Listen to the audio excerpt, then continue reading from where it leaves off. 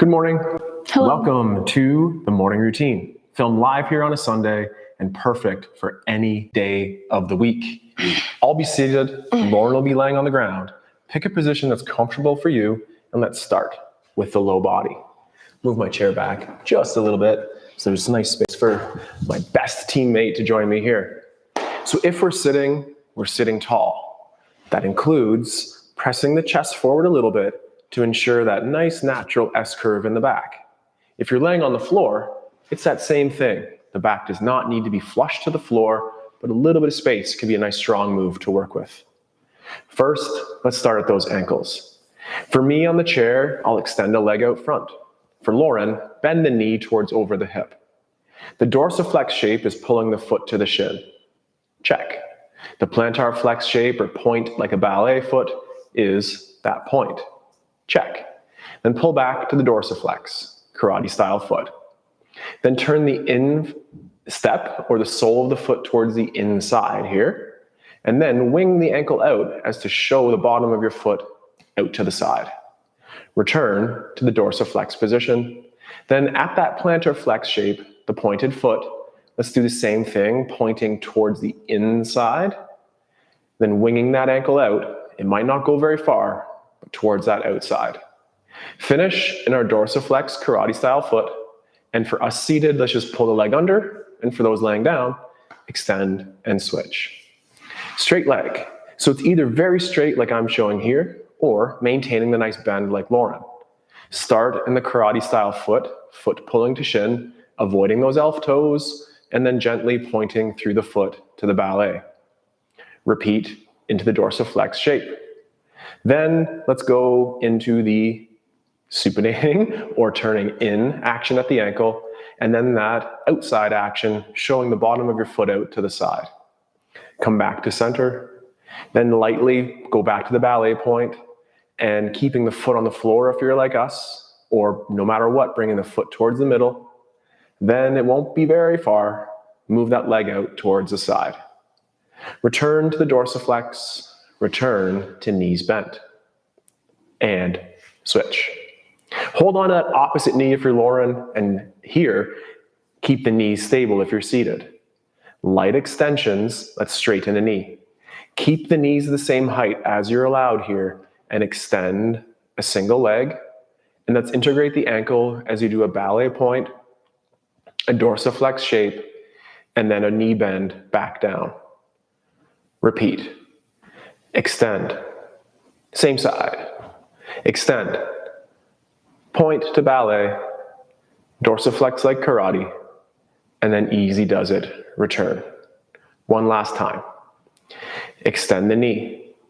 Dorsiflex the ankle. Point. Pull. Return the knee to bend. And now we'll switch sides. The knees stay at the same height throughout. That's increasing that tension along those hamstrings. As we extend on the knee, we'll point the foot, flex the foot the other way, and with control, flex or bend the knee. Keep that foot off the floor and repeat.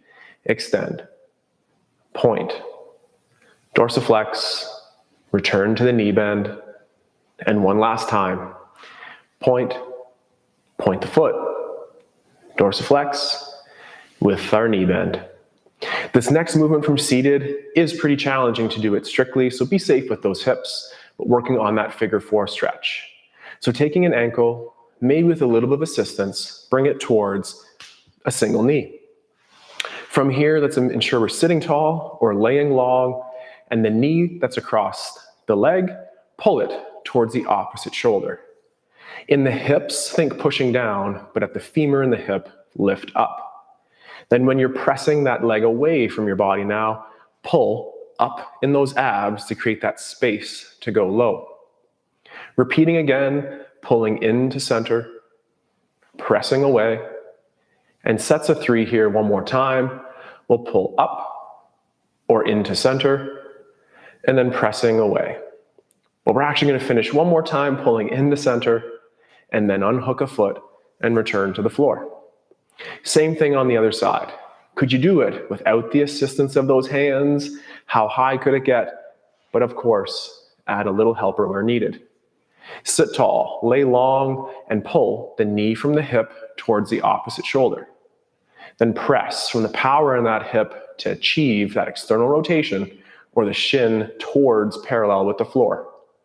Then repeating, pulling up, thinking down in the core. Pushing down from the hip, but pulling up from the core. Repeating one last time, we'll bring the knee towards the middle, gently unhook that foot, and return it to the floor. That's the low body for now. I'll keep using my chair as a prop. Lauren, what's up? If you're down here, we're gonna flip over. Excellent. Make your way to all fours, whether your hands on the floor or your hands are on a chair. Let's place them down. Just a second. By placing our fingertips, callus line, and full palms on the floor. Next, our fingers are spread out nice and wide, gripping. Gently shrug your shoulders into your ears and then pull them down. Next, pinch a pencil between your shoulder blades and then press the floor away, wrapping those blades around. And somewhere in between. You're not crushing that pencil, but the blades are lightly retracted as well as depressed. Next, let's focus our attention on our elbow pits. The elbow pits are referring to those blood donations. Right now, the elbows are nice and straight and they're facing forward. Keeping your shoulders where they are and your fingers gripping the floor, can you rotate those elbow pits to face backwards? And then rotate them to face forwards.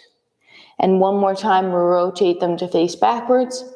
And then end with them in that forward direction. Now we're to the fingertips here. Push your pinkies heavy in the floor. Your rings heavy. Your middles. Your index. Your thumb. Those elbows remain nice and straight. Next, let's press through the floor through those first knuckles and then flick the floor away, shaking that out. We'll do one more wrist here. Extend your arms, making fists. Hinge on your hips, placing the top of your knuckles on the floor or the chair. Pull your shoulders down. Keeping your elbows straight, your shoulder packed, gently roll over the back of the hand, opening the hand up. Right here, the shoulder stays heavy and the elbow pit rotates forward. Then use the back of the hand and push in the floor to get up to the fist. Repeat on the other side. Roll over the back of the hand, rotating the hand open, elbow pit forward. Then press into the floor, back to those knuckles. Repeat one more time each side. As we do this, check in, shoulder, packed, elbow, straight as possible. Pinky, ring, middle, index, thumb on the floor. Press back up. One last time on the other side, shoulder stays packed, elbow straight as that palm opens up towards the ceiling. Breathe, and then push into the floor back to the knuckles. Extend the hips. We'll come back to that position in a second, but first, let's get into a lunge position. You could do this from my kneeling lunge shape here, or even the Captain Morgan stance with your foot placed on the step. Right now, let's both, no matter where you are, legs stay stationary, hips don't lie. Let's circle them around into that nice hula shape. So as you do this, imagine your pelvis moving, but your femurs staying stationary. That's the hip house. Switch direction. Lightly rotating around those femurs, circling the hips in all directions, scooping out the corners, end up in center. In the center position, we're tucked under in that back hip, squeezing our bottom leg, back butt cheek. We're pushing down in that front leg and just gently pulling in. So right now we have this tension, pulling in and pushing forward. For 3, 2, relax, but stay where you are. Repeat that one more time. Drive down on that front leg, pull it in. Extend the back hip by tucking it under. In either place, our shoulders are stacked over top of our hips.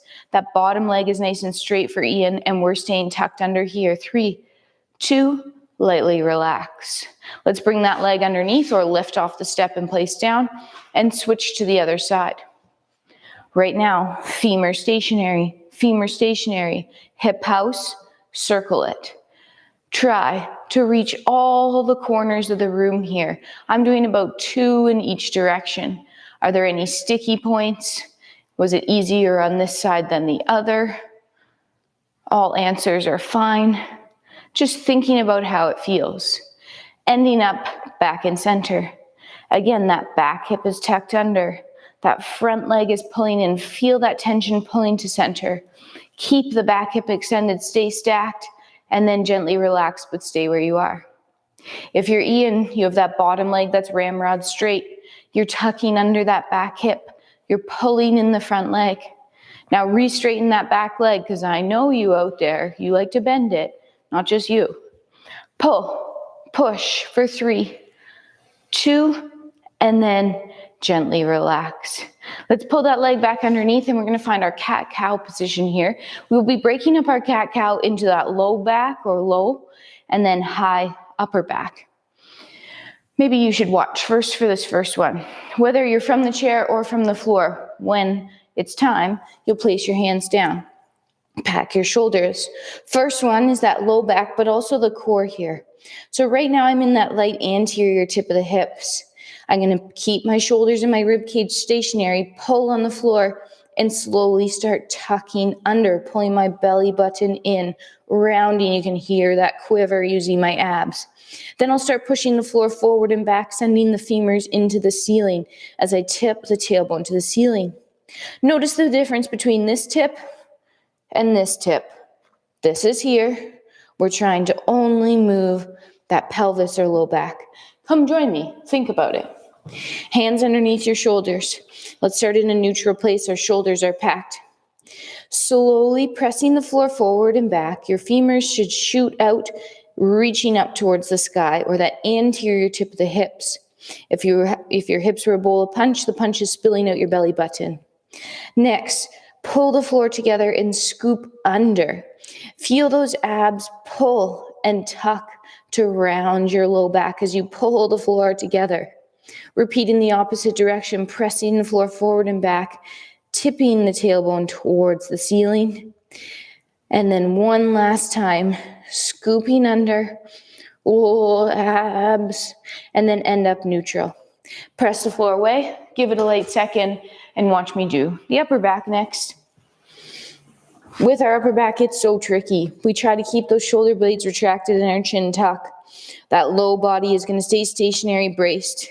Next, we will try to round through that upper back without pushing the floor away. Keep those shoulder blades together so that's actually your spine rounding. Then, keeping the chin tucked and that core braced, we will try to extend that heart chest forward. Gentle flex, gentle extend. So tricky. Come join me and explore. Hands under shoulders, chin tucked, core braced, so neutral, low abs. Next, let's start by pulling the blades together, but then trying to round through the upper back rib cage. And can you do that from your spine, not the shoulder blades? Breathing. Next, gently extend or thinking about pressing that heart chest forward. But again, is that coming from the upper back or is that coming from your mid-low back? Try to isolate the upper back. One more time. Flex, rounding through that upper back. Trying to keep those shoulders retracted. I had to adjust.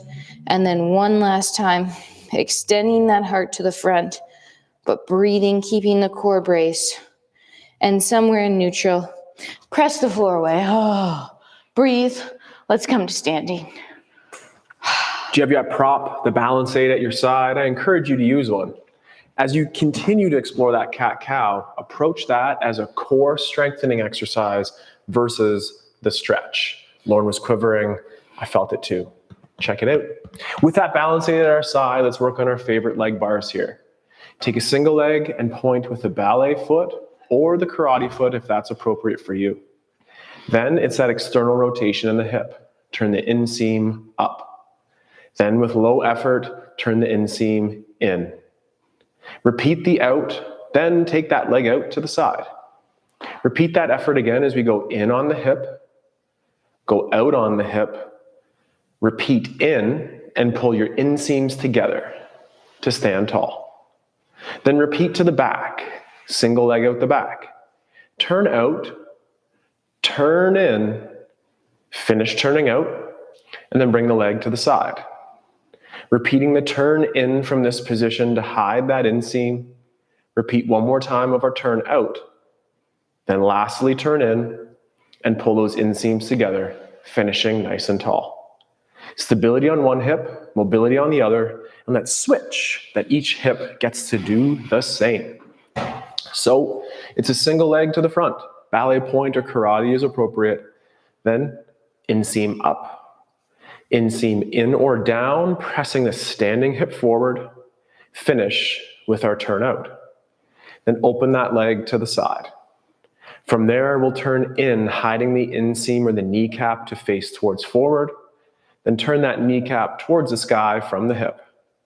Repeat one last time on our turn in, and then pull the inseams together, finishing tall. Single leg reaches to the back now. Do the turn out action, the turn in action. And one more time, turn out. With a straight leg, reach or round that leg to the side and turn in, turn out. Lastly, turn in and pull those inseams back together, finishing tall. Continue with those leg bars, or for one final move, Lauren, let's bring it right back up to that rib cage and enjoy a lovely rib roll. Oh, rib roll. I like to have my arm on my apparatus to the side. You could do this in space if you'd like. As well, I like to have that off arm in front of me. It will be moving around, or it can be across your chest. Next, let's gently tuck our chin and ribs to hips, gently flexing forward. Rotate towards your bar with your upper body, your hips stay forward. Do a light side bend to that back corner. Next, we're gonna reach up to the back corner. Then we'll be extending up and over, rotating to a new corner, side bending, and rolling around to the front to get back to where we started. Stand up tall. Reset and repeat in the opposite direction, ribs to hips. Rotate away from the bar. Side bend, reach the arm away, extending up, over to the noose corner, roll around to the front, and then end up tall, tall, tall, tall. Breathe. Let's shake it out and repeat on the other side. With that chair at your side, arm in front or across your chest, gently flex forward, rotate towards your bar, side bend, dip. Reach over, extend up towards the back, rotating to that new corner, side bending, flexing, rolling around to that front, and then to tall. Last one in the opposite direction, ribs to hips, rotate away, side bend, reach, extending up, but keeping that core tight, rotating to that new corner, gently flexing. Oh, this feels so good. I can't even describe because it's so good. And then all the way onto tall. I agree, Lauren. We warmed up those ankles, the knees, the hips, the core, and lastly with that rib cage. That has been mostly a complete warm-up for the day. This is a Sunday, but it's great for any day of the week. Small movements yielding big rewards. We recommend you try some of them today, tomorrow, or later this week.